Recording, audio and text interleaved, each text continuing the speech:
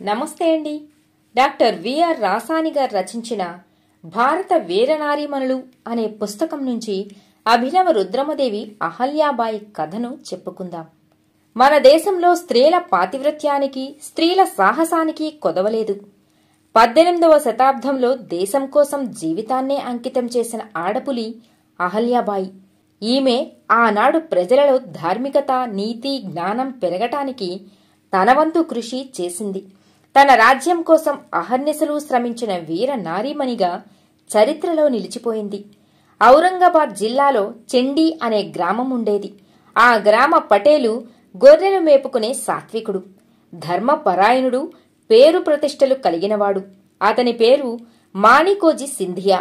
ఆయన కుమార్తె అహల్యాబాయి 1725లో జన్మించింది. ఈమెకు 5గురు అన్నదమ్ములు. ఆ రోజుల్లో ఆడపిల్లలకు చదువు చెప్పించే అవకాశం లేకపోవడంతో ఇంటి వద్దనే చదవటం, రాయడం నేర్పించాడు తండ్రి. అహల్యాబాయి తల్లి సుశీల బాగా చదువుకున్న మహిళ. ఆమె వినమ్ర స్వభావి, ధార్మిక చింతన, కర్తవ్యపరాయణత వంటి గుణాలకు ఆమె ప్రతీకలా ఉండేది. ఆమె లక్షణాలన్నీ అహల్యకు వచ్చాయి. తల్లిదండ్రుల సంస్కారాన్ని పుణికిపుచ్చుకుని పుట్టింది అహల్యాబాయి. తండ్రి అండదండలతో, తల్లి పర్యవేక్షణలో దినదినాభివృద్ధి చెంది గొప్ప విద్యావంతురాలుగాను, సౌందర్యవతిగాను తయారయింది అహల్యాబాయి. మాళవా జాగీరుదారుడు మల్హర్రావు కుమారుడు ఖండేరావుకిచ్చి మాణికోజీ సింధియా అహల్యాబాయికి వివాహం చేశాడు. ఖండేరావు తండ్రి మల్హర్రావు గొర్రెలు మేపుకునే దివాయి ఖండోజీరావు దంపతులకు పుట్టాడు. అతను పుట్టిన 3 ఏళ్లకే మల్హర్రావు మరణిస్తే దివాయి తలౌదా గ్రామానికి అధికారి అయిన తన సోదరుడు భోజరాజ్ భార్గవ్ ఇంటికి మల్హర్రావును తీసుకుని వచ్చేసింది. అతను కొంచెం పెరిగాక మేనమామ అతన్ని గొర్రెలు కాయమని పంపాడు. బాలుడైన మల్హర్ గొర్రెలు మేపుతూ ఒక చెట్టు కింద నిద్రపోతుంటే పుట్టలోంచి ఒక నాగుపాము వచ్చి పడగ విప్పి నీడపట్టిందట. గ్రామ ప్రజలు వచ్చేసరికి ఆ పాము పారిపోయిందట. అప్పటి నుంచే ఆ అబ్బాయి జీవితం మారిపోయిందని చెబుతారు. ఆ తర్వాత మేనమామ కూతురైన గౌతమీబాయితో అతని వివాహం జరిగి గుర్రం రౌతు నాయకుడిగా రాచకోటలో కొలువు కూడా కుదిరిందట. అతని పరాక్ర విక్రమాలకు గుర్తుగానే మాళవా జాగీరు దక్కింది. ఆ గౌతమీబాయి మల్హర్రావు హోల్కర్కు ఏకైక పుత్రుడిగా పుట్టినవాడే ఖండేరావు. అతను ఏకైక పుత్రుడవటంతో అల్లారు ముద్దుగా పెంచడం వల్ల ఖండేరావు దుర్గుణాల పుట్టగా మారిపోయాడు. ఉత్తమ సంస్కారవతి అయిన అహల్యాబాయిని చండీ శివాలయంలో మల్హర్రావు చూసి ముచ్చటపడి, నా కొడుకును ఈమె బాగుచేయగలదు అనుకుని ఆమెను తన కోడలిగా చేసుకున్నాడు.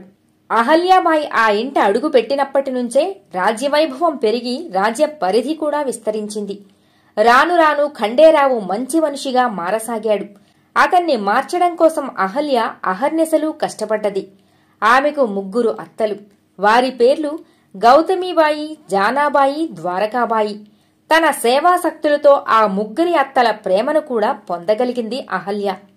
అహల్యాబాయి భర్తతో ఒక మంచి స్నేహితురాలిగా ప్రవర్తించేది. వినమ్రమైన ప్రేమను అందించేది. తన తెలివితేటలన్నింటినీ పనంగా పెట్టి భర్తకు కత్తిసాము, శర ప్రయోగ విద్య, గుర్రపు స్వారీ వంటి అనేక యుద్ధ విద్యలను, గొప్ప సంస్కారాన్ని అలవర్చింది. ఎప్పుడూ జులాయిగా తిరిగే ఖండేరావు తన బాధ్యతను గుర్తించే ఆలి సహకారంతో తండ్రితో పాటు యుద్ధాలకు వెళ్లటం కూడా అలవరుచుకున్నాడు. ఆ విధంగా పనికిరాని రాయిలా ఉన్న భర్తను మెరిసే రత్నంలా తయారు చేసుకోగలిగింది అహల్యాబాయి. తన చిన్న రాజ్యాన్ని విస్తరించుకోవాలని మల్హర్రావు తమ చుట్టూ ఉన్న చిన్న చిన్న రాజ్యాలను జయిస్తూ వచ్చాడు. ఆ యుద్ధాలలో ఖండేరావు తండ్రికి తోడుగా నిలబడ్డాడు. ఆ విధంగా తన భర్త, మామ నిరంతరం యుద్ధాలలో మునిగి ఉండేవారు. వారు అలా యుద్ధాలలో ఉన్నప్పుడంతా అహల్యాబాయే రాజ్య వ్యవహారాలు చూసుకునేది.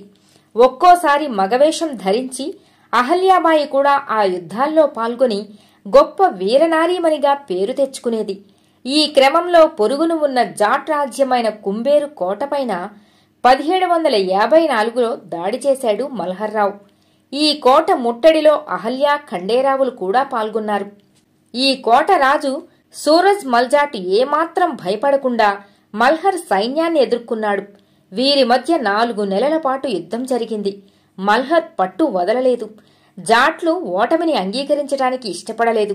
యుద్ధాన్ని ఇంకా తీవ్రతరం చేశారు. కోట గోడలపైనుంచే కోటను ముట్టడి చేస్తున్న మల్హర్ సైన్యంపైన నిప్పులగుండ్ల వర్షం కురిపించారు జాట్లు. ఆ దాడిలో 24 మార్చి 1754న ఖండేరావు మరణించాడు. దాంతో యుద్ధం ఆగిపోయింది. మల్హర్ పుత్రశోకాన్ని భరించలేకపోయాడు. ఉత్తమ ఇల్లాలైన వీరనారి అహల్యాబాయి దుఃఖానికి అంతు లేకుండా పోయింది. ఆ రోజుల్లో సతీ సహగమన ఆచారం ఉండేది. ఆదర్శమూర్తి అయిన అహల్యాబాయి భర్త శవంతో పాటు సతీ సహగమనం చేయటానికే సిద్ధమైంది. ఎవరు చెప్పినా ఆమె వినలేదు. చివరికి మల్హర్ రావు కోడలి దగ్గరకు వచ్చి ఒక చేత్తో ఆమె తల నిమురుతూ ఆతా తూచా మాజూములుగా ఆహేషాతూ గౌల్యావర్ముల ఆధార్ కోణాచా అంటూ తన మాతృభాష అయిన మరాఠీలో అహల్యను వేడుకున్నాడు. అంటే, ఇప్పుడిక నీవే నా కుమారుడివి, నీవు కూడా వెళ్ళిపోతే నాకు ఆధారం ఎవరు తల్లి చెప్పు అని వేడుకున్నాడు. ఇంకా దుఃఖంతో పూడికిపోయిన స్వరంతో, ఈ రాజ్యం నీదే తల్లి, మేము యుద్ధాల్లో ఉన్నప్పుడంతా నువ్వే కాపాడుకున్నావు, మన కోట భారమంతా నువ్వే చూసుకున్నావు, అలాగే ఇక మీదట ఈ రాజ్యానికి రాణివి నువ్వే, రాజువి నువ్వే. నీవు సతీసహగమనం చేయవద్దు. ఈ ప్రజల కోసం జీవించు, ఈ రాజ్యం కోసం జీవించు. నేను ముసలివాడినైపోయాను, నీవు బ్రతుకు తల్లి, నీలో నా ఖండూను చూసుకొని నేను జీవిస్తాను అని ఆమె చేతులు పట్టుకుని కోడలి చేతుల్ని కన్నీటితో కడిగాడు మల్హర్రావు. అహల్యాబాయి మనసు కరిగింది. వస్తున్న దుఃఖాన్ని మింగుకుంది. తండ్రిలాంటి మామపైన తన 2 పిల్లలపైన దృష్టి సారించింది. నిజమే, నేను కూడా పోతే వీళ్లకు దిక్కెవరున్నారు, ఈ రాజ్యాన్ని ఎవరు కాపాడతారు అనుకున్నది. లోకనిందకు కూడా విరవకుండా శ్వేత వస్త్రధారిణి అయి భర్త శరీరాన్ని చితిమంటల్లో భస్మం చేసింది. ఆమెకు 2 బిడ్డలు, ఒక కొడుకు ఒక కూతురు. కొడుకు పేరు మాలేరావు హోల్కర్, కూతురి పేరు ముక్తాబాయి. ఆమె వారిద్దరికే కాదు ప్రజలందరికీ తల్లి అయింది. కాని తమ చక్రవర్తి అయిన పేష్వా అనుమతితో తన కుమారుడైన మాలేరావుకు రాజ్యాభిషేకం చేసి రాజమాతగా రాజ్యసేవలో దిగిపోయింది అహల్యాబాయి. మాలేరావు తండ్రి ఖండేరావులాగానే రాజ్యక్షేమాన్ని పట్టించుకోకుండా రాజభోగాలలో మునిగిపోయాడు. అహల్యాబాయే రాజ్య వ్యవహారాలన్నీ చూసుకోసాగింది. కోట వెలుపలి వ్యవహారాలన్నీ మల్హర్రావు నిర్వర్తించేవాడు. కాలం సాఫీగా సాగిపోతుంది. కాని 1761లో జరిగిన పానిపట్టు యుద్ధంలో మహారాష్ట్రులు ఓటమి పాలయ్యారు. క్రమంగా రాజ్యంలో శత్రువులు తలెత్తారు. ఒక్కొక్కరే పేష్వా అధికారాన్ని అంగీకరించక స్వతంత్రం ప్రకటించుకోవటానికి సిద్ధమయ్యారు. అయితే వారిని అణచే బాధ్యతను మల్హర్కు అప్పగించాడు పేష్వా. వృద్ధాప్యంలో ఉన్నప్పటికీ మల్హర్రావు శత్రువులను అణచివేశాడు. దాంతో పేష్వా ఉత్తర భారత దేశాధికారాన్ని మల్హర్రావు హస్తగతం చేశాడు. మల్హర్ అంతఃశత్రువులందరినీ అణచివేసి అనతి కాలంలోనే తిరిగి మహారాష్ట్రుల శక్తిని పునఃస్థాపించగలిగాడు. ఇలా మహారాష్ట్ర రాజ్యాన్ని సుస్థిరపరిచి మహావీరుడైన మల్హర్రావు 29 మే 1766లో ఆలంపూరులో తనువు చాలించాడు. ఇలా గొర్రెల కాపరి అయిన మల్హర్రావు హోల్కర్ యావత్ మహారాష్ట్ర రాజ్యాధికారి స్థాయికి ఎదిగి కీర్తిశేషుడయ్యాడు. ఇలా సుస్థిరమైన రాజ్యానికి మాలేరావు హోల్కర్ను 23 ఆగస్టు 1766లోనే రాజును చేస్తూ పట్టాభిషేకం చేసింది అహల్యాబాయి. పూర్తి రాజ్యాధికారం తన వశం కావడంతో మాలేరావు ఇంకా దుర్మార్గంగా మారిపోయాడు. ప్రజలను నానాహింసలకు గురిచేశాడు. అహల్య ఎంత చెప్పినా వినలేదు. అయితే 8 నెలలు మాలేరావు రాజ్యం చేశాడో లేదో విపరీతమైన దుర్వ్యసనాలతో అనారోగ్యం పాలై మరణించాడు. ఇక విధిలేక ప్రజల కోరిక మేరకు అహల్యాబాయే రాజ్యాధికారిణిగా మారి కర్మక్షేత్రంలో ప్రవేశించి అందరి మన్ననలు అందుకున్నది. కాని ఆడది కావడంతో ఎలాగైనా ఆమెను దించేయాలని కుట్రలు ప్రారంభమైనాయి. అందులో ప్రధాన పాత్ర వహించినవాడు మహేశ్వర సామంతుడైన రాఘోబా. అహల్యాబాయి మహేశ్వరుపై దాడి చేసి రాఘోబాను ఓడించి దాన్ని తన ఆధీనంలోకి తెచ్చుకుంది. ఈ నగరం పాత పేరు మాహేష్మతి. దీని గురించి కాళిదాసు కూడా పేర్కొన్నాడు. ప్రాచీన కాలం నుంచి ఈ ప్రాంతం పవిత్ర తీర్థ ప్రాంతంగా ప్రసిద్ధికెక్కింది. ఇక్కడే సహస్రధారలుగా విడిపోయి నర్మదా నది రమణీయంగా కనిపించేది. ఆదిశంకరాచార్యులు సైతం మండవ మిశ్రునితో శాస్త్ర చర్చ సాగించింది కూడా ఇక్కడే. 7 పవిత్ర నదులలో నర్మదా నది ఒకటి. ఇన్ని కారణాల వల్ల అహల్య కూడా ఈ నదిని చాలా గౌరవించేది. జీవితంలో ఎక్కువ భాగం ఈ నది ఒడ్డునే గడిపింది. ఈమె కాలంలోనే ఇక్కడ అనేక సంస్కృత పాఠశాలలు వెలిశాయి. ఈమె స్వతహాగా శైవమత అవలంబి. తన రాజ్యాన్ని శంకరుని పేరుతోనే పాలించేది. అందుకే ఆమె రాసే ప్రతి రాజపత్రం చివర జై శంకర్ అన్నట్లు శ్రీశంకర్ అని రాసేది. అయినా ఇతర మతాల్ని, ఇతర దేవతల్ని వ్యతిరేకించేది కాదు. తన రాజ్యంలో శివాలయాలతో పాటు ఎన్నో రామాలయాలను, కృష్ణదేవాలయాలను కట్టించింది. అయినా ఈమె గృహంలో ఒక సాధారణమైన శివాలయమే ఉండేది. అహల్యాబాయి కుమార్తె ముక్తాబాయి అన్న మాలేరావులా కాకుండా తల్లిలా సుగుణ సంపన్నురాలు.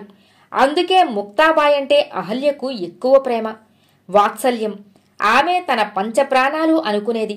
కాని అలాంటి తన ప్రియమైన కూతుర్ని సైతం రాజ్య సంక్షేమం కోసమే అంకితం చేసింది. అదెలా అంటే, ప్రశాంతంగా ఉన్న అహల్య రాజ్యంలో సామంతులైన మోగీలు, సోంధియాలు తిరుగుబాట్లు చేయసాగారు. దుర్మార్గులైన భిల్లులు, బందిపోట్లు విజృంభించి నగరాలలో దోపిడీలు సాగించేవారు. రాజ్యంలో వీళ్లందరి భయాలు ఎక్కువైపోయాయి ప్రజలకు. అప్పటికే వృద్ధురాలైన అహల్యాబాయికి 7 పదుల వయస్సు వచ్చింది. ఆ రాజ్యంలోని అలజడిని అణచివేయటానికి తగిన శక్తిని కనబరచలేకపోయింది. దానికి మరొక ఉపాయం కూడా చేసింది. దాని ప్రకారం ఒకనాడు దర్బారును ఏర్పాటు చేసి అన్ని నగరాల నుంచి సైన్యాధికారులను, సర్దారులను ఆహ్వానించింది.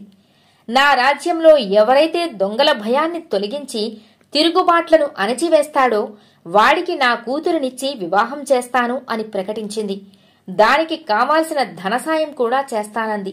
ఆ ప్రకటనను రాజ్యమంతా తెలిసేటట్లు చేసింది.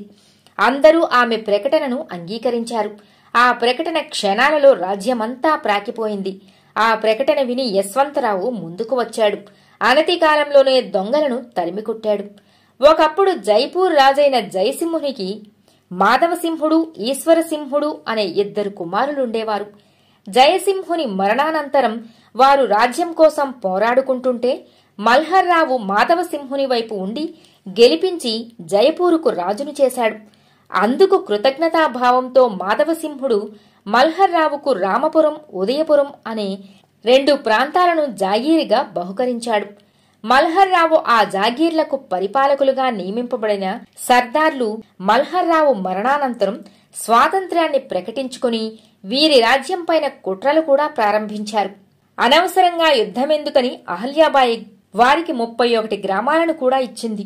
అయినా వారు సంతృప్తి చెందక 1771లో యుద్ధానికి కాలుదువ్వారు.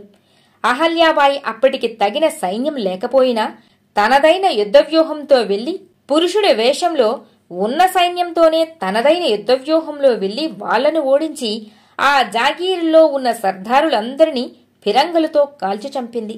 అయితే అహల్యాబాయి వృద్ధురాలైన తర్వాత ఆ సర్దారుల వారసులు మళ్లీ విజృంభించారు. యశ్వంతరావు వాళ్లను కూడా సమూలంగా అణచివేయగలిగాడు. అందుకే చేసిన ప్రకటన ప్రకారం ఆ యశ్వంతరావుకు ముక్తాబాయినిచ్చి పెళ్లి చేసింది అహల్యాబాయి. మళ్లీ రాజ్యం కుదుటపడింది. ముక్తా యశ్వంతులకు ఒక కుమారుడు కలిగాడు. అతని పేరు సత్తూరావు. అతనంటే అహల్యకు పంచప్రాణాలు. ఎక్కువ కాలం ఆ మనవడితోనే గడిపేది. తన రాజ్యానికి సత్తూనే వారసుడని మురిసిపోయేది. అలా అమ్మమ్మ చేతిలో అల్లారుముద్దుగా పెరిగి పెద్దవాడైన సత్తు 2 యువతుల్ని వివాహం కూడా చేసుకున్నాడు. కొంతకాలానికి లేకలేక కలిగిన ఆ వారసుడికి కూడా జబ్బు చేసింది. ఎన్ని చికిత్సలు చేసినా, ఎన్ని వేల ధనాన్ని దానం చేసినా ఫలితం దక్కక 15 సెప్టెంబర్ 1788న సత్తు మరణించాడు. లేకలేక పుట్టిన కొడుకు చనిపోయేసరికి ఆ కొడుకునే తలచుకుంటూ యశ్వంతరావు మంచాన పడి 3 డిసెంబరు 1791న చనిపోయాడు.